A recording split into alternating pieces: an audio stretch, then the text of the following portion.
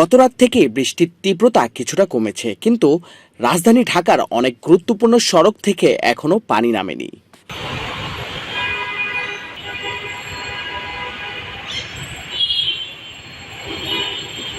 জলাবদ্ধতার কারণে সোমবারও চরম দুর্ভোগে পড়েছে নগরবাসী।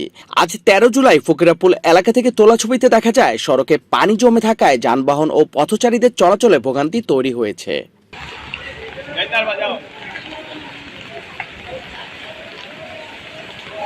টানা বৃষ্টির কারণে রাজধানীর বিভিন্ন নিচু সড়কে পানি জমেছে। এর ফলে অনেক এলাকায় যান চলাচল ধীর গতিতে চলছে।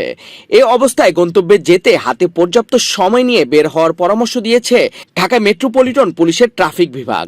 সোমবার সকালে ট্রাফিক পুলিশের গুলশান বিভাগের ফেসবুক পেজে দেওয়া বার্তায় নগরবাসীর প্রতি এই অনুরোধ জানানো হয়।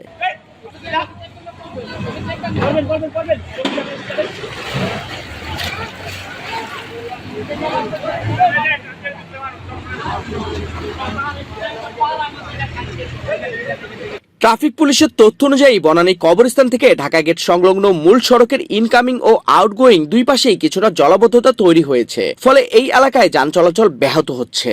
পুলিশ বলছে, সকাল থেকে বৃষ্টি অব্যাহত থাকায় জলাবদ্ধতার কারণে যান চলাচল আরও বিঘ্ন ঘটতে পারে, তাই প্রয়োজন হলে বিকল্প সড়ক ব্যবহার করতে বলা হয়েছে। একই সঙ্গে জরুরি কাজ ছাড়া বের হলে হাতে বাড়তি সময় রাখার পরামর্শ দেওয়া হয়েছে।